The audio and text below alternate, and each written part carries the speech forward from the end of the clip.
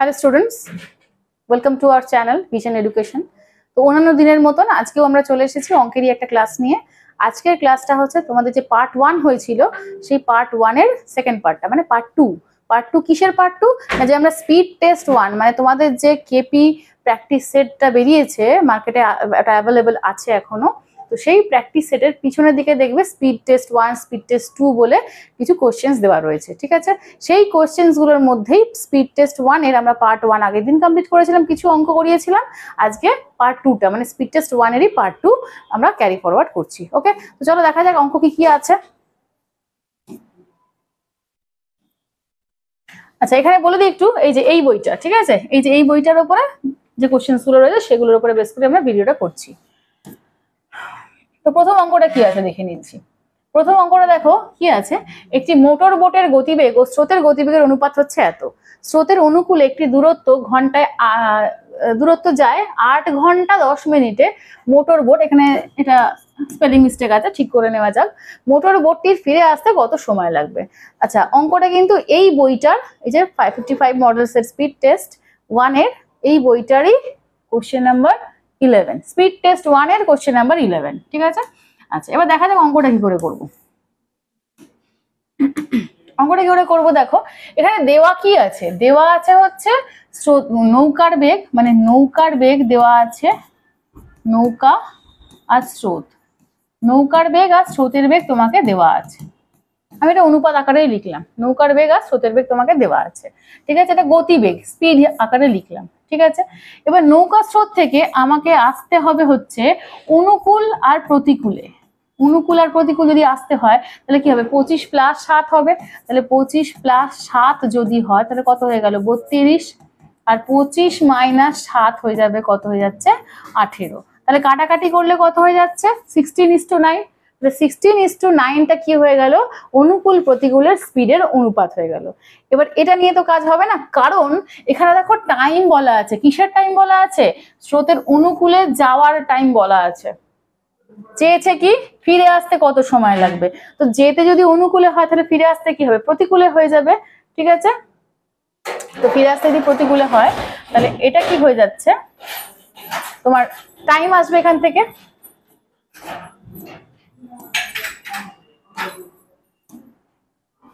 আচ্ছা, এখান থেকে টাইমে আসছি, টাইম মানে কি হয়ে যাবে, 9:, কত হয়ে গেল, 16। 9:, যদি 16 হয় তাহলে এই অনুকূলের টাইম হচ্ছে এটা, প্রতিকূলের টাইম হচ্ছে এটা। তাহলে অনুকূলের টাইমটাই আমাকে বসাতে হবে, এটা মানেই হচ্ছে কত, 8 ঘন্টা 10 মিনিট। কিন্তু এই 8 ঘন্টা 10 মিনিটকে নিয়ে তো আবার চাপ। কি হবে দেখো, এটা 8 ঘন্টা 10 মিনিট, আমি 8 ঘন্টা 10 মিনিটকে 8 ঘন্টা এত ঘন্টা লিখতে পারি।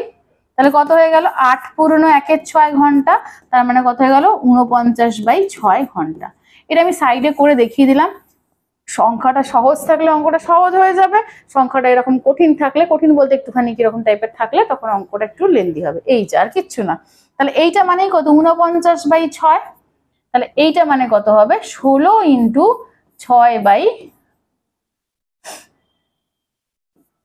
49/6/9। ক্যালকুলেশনটা ঠিক করে নিও, ওখানটা একটুখানি দেখে নেবে সবাই। এইটা হয়ে যাচ্ছে আমাদের আনসার। এবার এটা তো এইভাবে রেখে দিলে হবে না, ক্যালকুলেশন করতে হবে। কাটাকাটিও যে খুব কিছুই আছে তা নয়। আমি এখানে কাটলে 2 দিয়ে কাটলে 3 পাচ্ছি, 2 দিয়ে কাটলে 8 পাচ্ছি। তাহলে 8 × 49 কত হচ্ছে, 2 32 39 বাই কত হয়ে গেল, 27। যদি আমাদের অপশানে ফ্র্যাকশন গুলোর মধ্যে ডিনোমিনেটরে, মানে হরে একটা অপশানে 27 পাই তাহলে আমাদের আর কোনো সমস্যাই নেই, তো ওটাই আনসার নিয়ে নিতাম। কিন্তু এখানে সমস্যা হয়ে গেল কি, দুঃখের বিষয়, দুটো অপশানে রয়েছে 27। তাহলে কি করতে হবে, ভাগটা করে আমাকে দেখতে হবে। তাহলে এইভাবে যদি ভাগ করে দেখি আমরা, তাহলে দেখো কত হয়ে যাচ্ছে, এখানে 2, এখানে 1, এখানে 2, 27। 27 4 যদি যাই, 27 4 মানে কত হয়ে যাচ্ছে, 108। তাহলে 14 পূর্ণ সামথিং, আমার ভাগটা কমপ্লিট করতেও লাগবে না আমার, কারণ 14 পূর্ণ একটাই আছে। তাহলে আনসার হয়ে গেল কত, 14 পূর্ণ 14/27। অঙ্ক কিন্তু জাস্ট ছোট্ট একটুখানি, এইগুলো জাস্ট আমি তোমাদের করে দেখিয়েছি। অঙ্ক যদি আমি না করে দেখাতাম, মানে এগুলো যদি ডিটেলে না করে দেখাতাম তাহলে কি হতো, 25 + 7, 25 7 থেকে কত আসতো, 32 16 আসতো। সরি 32 আসতো, 32 থেকে তোমার 16:9 চলে আসতো, উল্টে গেলে 9 16, 9 মানে যদি 8 ঘন্টা 10 মিনিট হয় তাহলে 16 মানে কত? এই হচ্ছে অঙ্কের জিস্ট। ক্লিয়ার? আশা করি বুঝতে পেরেছো। চলো পরের অঙ্কে যাওয়া যাক। Question number 12। 12 মানে আমাদের আজকে কোশ্চেনের 2, মানে আমাদের এই যা ক্লাসটা সেই ক্লাসের কোশ্চেন নাম্বার 2, বাট আমাদের ওই যে ভলিউম 2 তার যে স্পিড টেস্ট 1 এর কোশ্চেন নাম্বার হচ্ছে 12। দেখা যাক। এ এবং বি যথাক্রমে 3000 টাকা আর 3200 টাকা ওদের কাছে আছে, ঠিক আছে, ব্যাংক থেকে 2.5 বছরের জন্য ধার করেছে। যদি বি এর চেয়ে 40 টাকা বেশি সুদ পরিশোধ করে তবে ব্যাংক বার্ষিক কত হারে সুদ নিয়েছে। দেওয়া কি আছে দেখো, এখানে আমি পি ইজ ইকুয়াল টু ধরে নেবো 3200 মাইনাস 3000, তার মানে 200 টাকা। আসলে এটা কি P1 মাইনাস P2, মানে আমি এখানে P1 ধরলাম, এখানে P2 ধরলাম, হয়ে গেল। আচ্ছা, I1 মাইনাস I2 এইটাকে আমরা I হিসেবে ধরে নেব, এটা হচ্ছে 40। কোনটা? এই যে এইটা হচ্ছে I1 মাইনাস I2। দুটো পার্থক্য দেওয়া আছে, দিয়ে আর কি দেওয়া আছে? টাইম দেওয়া আছে হচ্ছে 2.5 বছর। আমি জাস্ট নোট ডাউন করে অঙ্কটা বোঝানোর জন্য দেখাচ্ছি, অবশ্যই পরীক্ষা হলে আমি এত লিখবো না, আমি জাস্ট এগুলো দেখাচ্ছি অঙ্কের মধ্যে ডেটাগুলো কি কি দিয়েছে আমাদের, হয়ে গেল। আচ্ছা, আর কিছু দিয়েছে না? আর কিছু দিলে তো আর কি বার করবো, আমাদের বার করতে বলেছে কি রেট অফ ইন্টারেস্ট। এই হচ্ছে গল্প, এই হচ্ছে অঙ্ক। এবার অঙ্কটা আমরা করে ফেলি, অঙ্কটা করে ফেলি। বার করতে বলেছে রেট অফ ইন্টারেস্ট। আর মানে কি? আর মানেই হচ্ছে 100 into I by P into T. দেখো তো 100 ইন্টু আই, আই কত হয়ে যাচ্ছে? আই হয়ে যাচ্ছে এই যে 40, তাহলে আই 40 বসিয়ে দিলাম। আচ্ছা, পি কত হয়ে যাচ্ছে? পি হচ্ছে 200 বসিয়ে দিলাম। আর টি হয়ে যাচ্ছে কত? 2.5। 2.5 মানে কত? এখানে লিখতেই পারি 5/2, তাহলে আমি এটাকে 5/2, 2টাকে আমি উপরে পাঠিয়ে দিচ্ছি 2, তাহলে কেটে গেল। তাহলে কত হয়ে গেল এখানে? 8। তাহলে 8% হয়ে গেল আমাদের আনসার। অপশনে হ্যাঁ, অপশন সি হয়ে যাচ্ছে আমাদের আনসার। ক্লিয়ার? এখানে একটা জিনিস খেয়াল করো, দুটো পার্থক্য আছে, দুখানা পার্থক্য দিলে ওগুলোকে আমরা অ্যাজ ইট ইজ যে ফর্মুলাটা আছে I is equal to P R T by 100 direct বসিয়ে দিতে পারি, কিন্তু মোর দ্যান 2 যদি ডিফারেন্স থাকে তাহলে সেটা পারবো না, তখন আমাদের ইলাবোরেটলি করতে হবে। ওকে, তো চলো দেখা যাক পরের অঙ্কে কি আছে। আচ্ছা, পরের অঙ্কে কি আছে যাওয়ার আগে একটু ইম্পর্টেন্ট ইনফরমেশন তোমাদের দিয়ে দিই। সেটা হচ্ছে আমাদের 5th অগস্ট থেকে কিন্তু অলরেডি ব্যাচ স্টার্ট হয়ে গেছে এইদিকে আবাসিকের, এবং সেটার ভর্তি চলছে। এবার আবাসিকের ব্যাপারটা কি এবং কিভাবে তুমি অ্যাডমিশন নেবে বা কি কি সুবিধা তুমি পাবে ভর্তি হলে, সেই ব্যাপারগুলোর জন্য তোমরা এই নাম্বারে কল করো, ঠিক আছে? এখানে কিছু মেনশন করা আছে, তো আমাদের আরো অনেক অ্যাডভান্টেজেস আছে, তোমরা আশা করি জানো কম বেশি। যদি আরো ডিটেলে জানতে চাও তাহলে এই নাম্বারে কল করো, আর অ্যাডমিশন অ্যাসিস্ট্যান্স তো এটাতে পাবেই। আচ্ছা, এবার অনেকেই আবাসিক প্রেফার করো না, কেন? কোনো অসুবিধার জন্য করতে নাও পারো, তাদের সাপোর্ট দেওয়ার জন্য চলে আসছে আমাদের অনলাইন প্ল্যাটফর্ম। অনলাইন প্ল্যাটফর্মে কি আছে? ইউটিউব তো রয়েছে, ফ্রি ক্লাসেস থাকছেই, তার সাথে আমাদের পেড কোর্স থাকছে। পেড কোর্সটা কি? 699 3 মান্থসের জন্য আমরা পেয়ে যাচ্ছি এই কোর্সটা কি? WP and KP special practice batch, ঠিক আছে? সেখানে কি কি ফেসিলিটিস পাবে সেগুলো সবই নোট ডাউন করা রয়েছে এখানে, আর আরো কিছু বিষয়ে জানতে এই নাম্বারে কল করতে পারো, ঠিক আছে? আচ্ছা, এখানেও আছে নাম্বার আছে, দেখে নিও। চলো, ব্যাচটা কিন্তু স্টার্ট হবে 9th অগস্ট থেকে। 5th অগস্ট থেকে স্টার্ট হওয়ার কথা ছিল, 9th অগস্ট থেকে আমরা স্টার্ট করছি ব্যাচটা। চলো, আর কথা না বাড়িয়ে ইনফরমেশন গুলো দিয়ে দিলাম, যাদের দরকার লাগবে অবশ্যই কাজে লাগিয়ে নিও। এবার আমরা চলে যাচ্ছি পরের অঙ্কে। কোশ্চেন নাম্বার 13 চলে যাচ্ছি। কি বলছে? চক্রবৃদ্ধি সুদের হারে কোনো আসল 5 বছরে দ্বিগুণ হলে ওই আসল কত বছরে 8 গুণ হবে? মেনশন করে দিয়েছে পরিষ্কার, সুদটা কি? চক্রবৃদ্ধি সুদ। চক্রবৃদ্ধি সুদে কি বলেছে? 2 গুণ হচ্ছে, দ্বিগুণ হচ্ছে কত বছরে? দ্বিগুণ হচ্ছে 5 বছরে। দেখো, দ্বিগুণ হচ্ছে 5 বছরে বলা আছে। আর কোথায় গেল 8 গুণ হবে কত বছরে? 8 গুণ হবে কত বছরে? এইটা হচ্ছে আমাদের প্রশ্ন, ঠিক আছে? কি করে আনসার করবো দেখে নিচ্ছি। দেখো, এই 2 এর পাওয়ারে কত দিলে 8 হবে? 2 এর পাওয়ারে 3 দিলে 8 হচ্ছে। এটা কি বলছি? পাওয়ার, মানে মাথায় আছে, মানে এটা পাওয়ার 2 এর পাওয়ারে 3, আর এটাকে ইয়ার, তাহলে পাওয়ার ইন্টু ইয়ার মানে 15 বছর হয়ে গেল আমাদের আনসার। পাওয়ার ইন্টু ইয়ার মানে 15 বছর হয়ে গেল আমাদের আনসার, মানে অপশন বি হয়ে গেল আমাদের আনসার। ক্লিয়ার? এটা কিন্তু এসআই তে হলে কি হতো আমি একটু দেখিয়ে দিই এখানে। যদি এসআই তে হতো তাহলে আমরা কি করতাম, দ্বিগুণ হচ্ছে 5 বছরে, তাহলে 1 বাড়ছে 5 বছরে।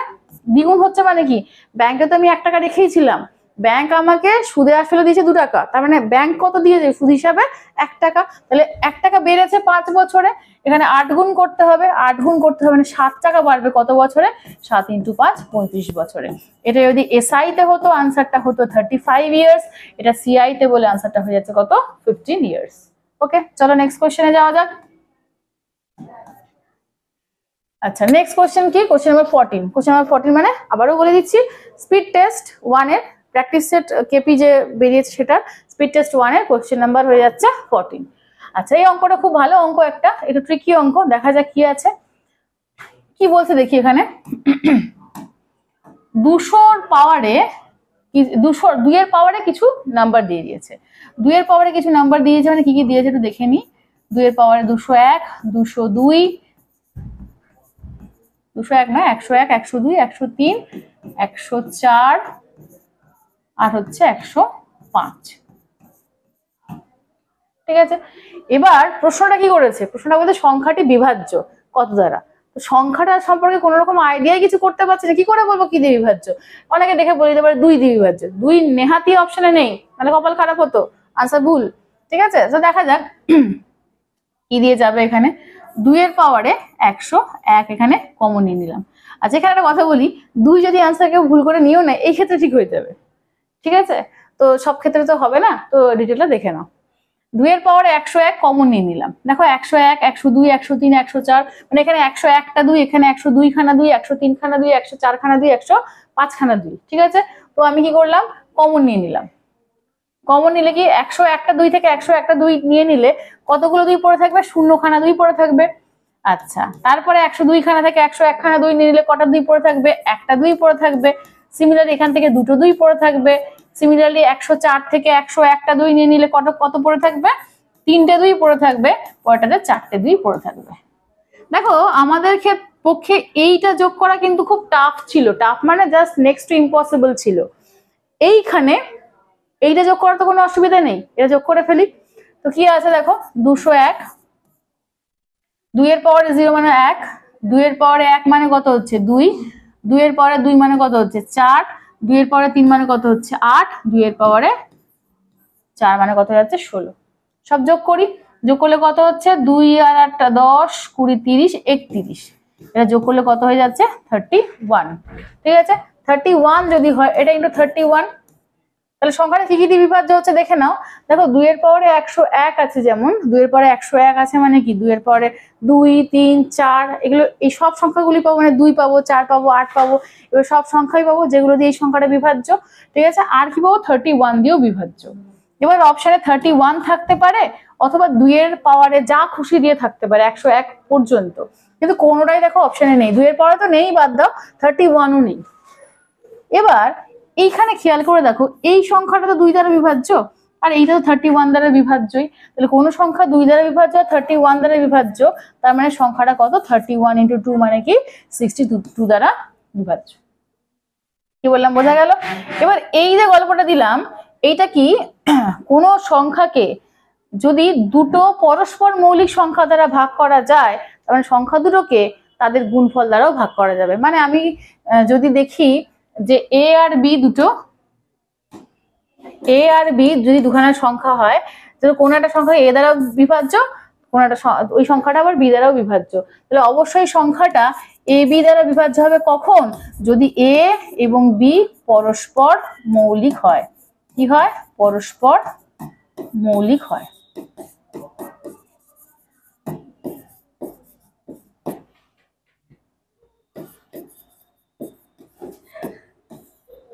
ঠিক আছে, এই হয়ে গেল গল্প।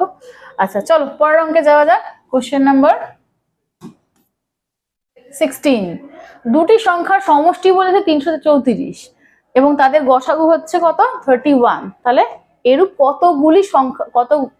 কতগুলি সংখ্যা জোড়া পাওয়া যাবে। এখানে জোড়া বললে ভালো হবে, কতগুলি সংখ্যা জোড়া পাওয়া যাবে, কতগুলি সংখ্যা জোড়া পাওয়া যাবে। ঠিক আছে, মানে ব্যাপারটা কি, এরকম নাম্বার সিস্টেমে তো অনেক সংখ্যা আছে, তার মধ্যে হতে পারে এমন সংখ্যা যেগুলো কি হবে, দুটো করে নিয়ে সেগুলোকে যোগ করলেও এটা আসছে এবং গসাগু তাদের এটা আসছে, এটা হতে হবে। তো যদি এরকম থাকে, দেখো সমষ্টি দেওয়া আছে, সমষ্টি কত 434, আর গসাগু দেওয়া আছে, গসাগু দেওয়া আছে হচ্ছে 31।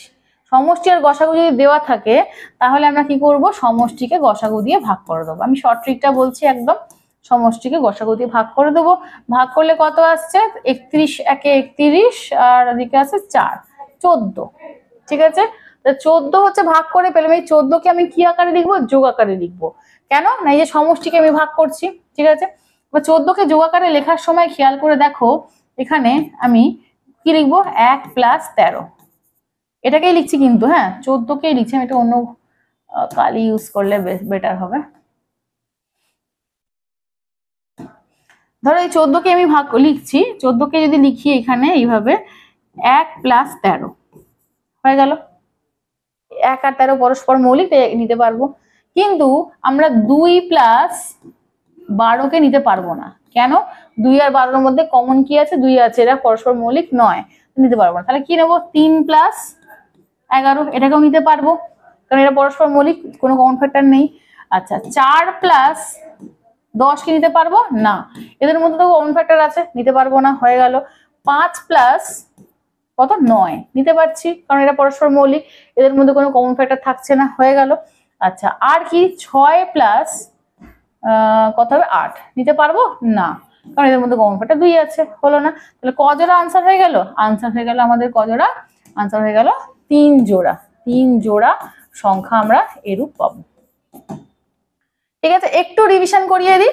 সমষ্টি গসাগু বলে তো ভাগ করে দেবো, যদি লসাগু গসাগু বলে, লসাগু গসাগু বললেও কি করব, লসাগুকে গসাগু দিয়ে ভাগ করব, ভাগ করে কি আকারে লিখব, গুণ আকারে লিখব।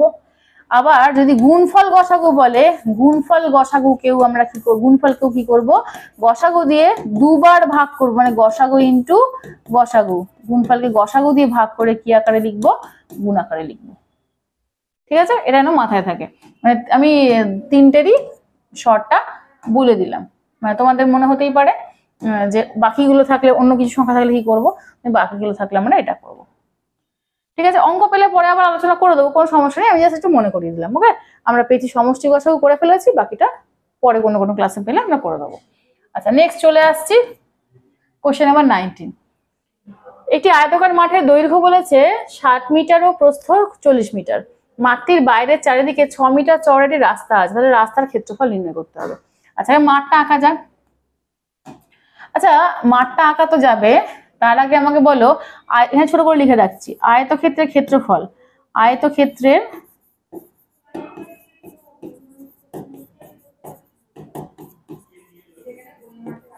আয়তক্ষেত্রের ক্ষেত্রফল হয়ে গেল কি, দৈর্ঘ্য ইন্টু প্রস্থ। আয়তক্ষেত্রের ক্ষেত্রফলের ফর্মুলা হয়ে যাচ্ছে এটা, দৈর্ঘ্য ইন্টু প্রস্থ, রেখে দিলাম এটা। ঠিক আছে, আচ্ছা মাঠটা দেখি, ছবিটা একটু মোটামুটি ভদ্রস্থ করে আঁকা যাক। এই যদি ছবিটা আঁকা হয় তাহলে দেখো এই মাঠের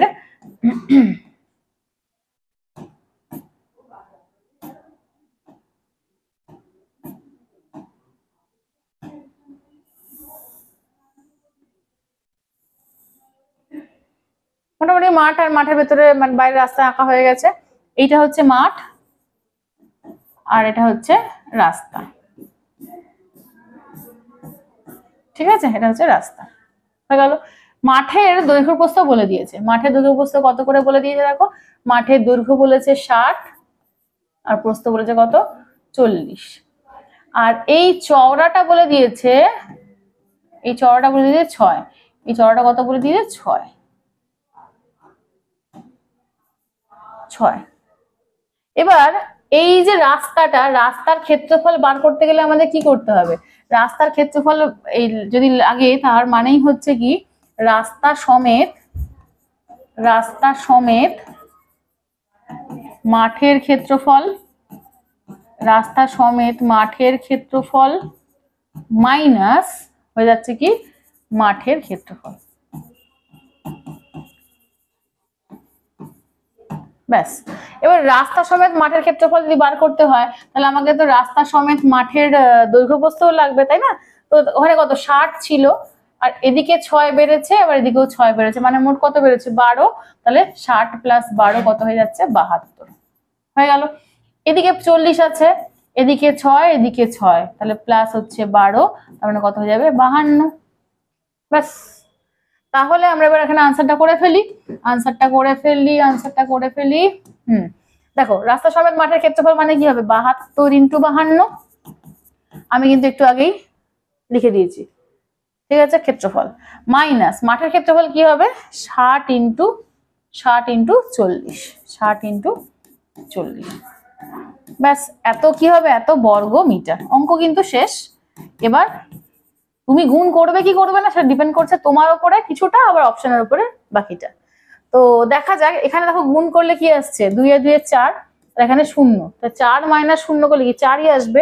তো অপশনের শুরুতেই কোথায় 4 আছে, এখানে নেই, এখানে একটা অপশনেই দেখতে পাচ্ছি শুরুতে 4 আছে, তাহলে আনসার হয়ে যাবে ওটা, ঠিক আছে। কিন্তু যদি মোর দ্যান 2 অপশনস এরকম থাকতো যে শুরুতে 4 আছে, তাহলে কিন্তু ওটা আনসার হতো না, ঠিক আছে।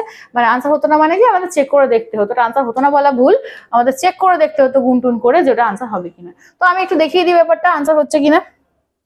দেখো 72, 52,